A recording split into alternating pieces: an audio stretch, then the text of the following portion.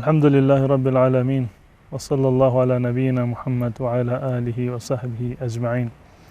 بینندگان عزیز و ارجمند، دین مبین اسلام دین عزت هست. عزت برای الله هست و مال رسول الله و مال مسلمانان هست. شایسته هست و زیبا هست که مسلمانان همیشه و در هر جا قوت و عزت خودشان را حفظ بکنند، آنگونه که الله متعال می‌فرماید ولله العزة ولرسوله وللمؤمنین. عزت از آن الله متعال هست و از آن رسول الله و مؤمنان هست. بدین خاطر هست که دین مبین اسلام ما را به عزت و قدرتمند بودن توصیه کرده است که انسان باید مقتدر باشد، با عزت و با قدرت باشد. در روایتی رسول الله صلی الله علیه و سلم این مطلب را به صورت واضح و آشکار برای من و شما بیان فرمودند. روایتی هست در صحیح مسلم که حضرت ابو هریره رضی الله تعالی عنه روایت کرده. ایشان میگوید که رسول الله صلی الله علیه و سلم فرمودند المؤمن القوی خیر و احب الی الله من المؤمن الضعیف.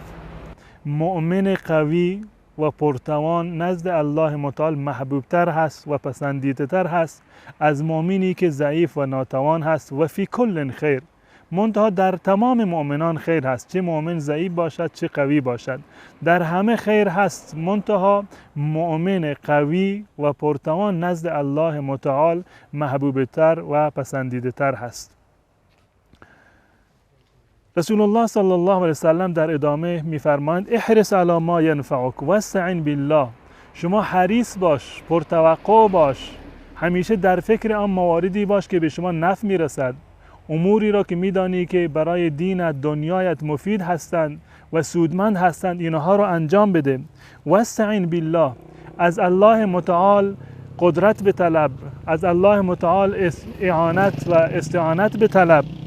ولا تعجز، در خود سستی را و ناتوانی رو راه نده، ناامید نباش. این توصیه رسول الله صلی الله علیه و سلم هست که انسان مسلمان باید قوی باشد، با نشاط باشد، پرقدرت باشد و در مسیر زندگی خودش همان گونه که رسول الله صلی الله علیه و سلم می‌فرمایند حریص باشد بر مواردی که برایش مفید هستند، عجز و ناتوانی را و ناامیدی را به قلب خودش راه ندهد و از الله متعال استعانت بکند در تمامی اموری که انجام میدهد.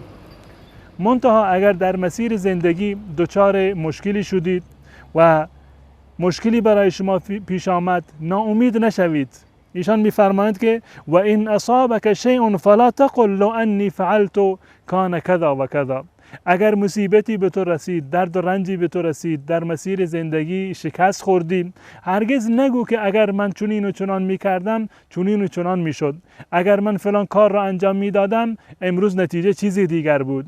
ناامید نباش، وقتی که اتفاقی افتاده این را بسپار به الله متعال. ولکن قل، در برابر مصیبت ها و مشکلات و مصائبی که بر تو می آید و در برابر شکسته هایی که در زندگی فراروی تو هست، این جمله را بر زبان بیاور و این اعتقاد و باور را داشته باش: قدر الله و ما شاء فعل. قدر الله و ما شاء فعل. الله متعال برای من مقدر کرده بود و هر چیزی را که الله برای من مقدر کرده همان کار در واقع صورت میگیرد. پس بنابراین انسان مسلمان در هنگام مصائب و مشکلات این آه و حسرت و اگر را ملاک قرار نمیدهد، بلکه میگوید قدر الله و ما شاء فعل. الله مقدر کرده بود و هرچی الله بخواهد همان خواهد شد. آری، هرچی الله متعال بخواهد همان خواهد شد و غیر از آن نخواهد بود. اگر شما حسرت بخورید، افسوس بخورید، اگر چنین و چنان میشد، اینها دردی را دوا نمی کند. انسان مسلمان باید به تقدیر ایمان داشته باشد و این شکستی که شما خوردید این نباید سبب این بشود که شما از مسیر راه باز بمانید. رسول الله صلی الله علیه وسلم میفرماید فإن لو تفتح عمل الشیطان، این لو گفتن، اگر فلان کار را میکردم چنون چنان میشد، اگر فلان جا نمیرفتم این اتفاق نمیافتاد، این اگرها باب شیطان را و باب اعمال شیطان را باز میکند.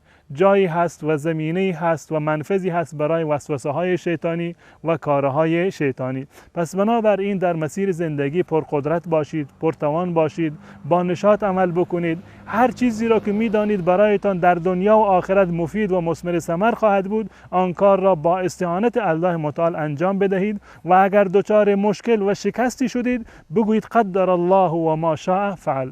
امیدوار هستم که من و شما بتوانیم با ایمان به تقدیر تمام شکسته ها را پشت سر بگذاریم و از هر شکستی پله‌ای برای ترقی و پیروزی انشاءالله بسازیم. تا برنامه دیگر و مطلبی دیگر شما را به الله متعال می سپارم و السلام علیکم و رحمت الله و برکاته.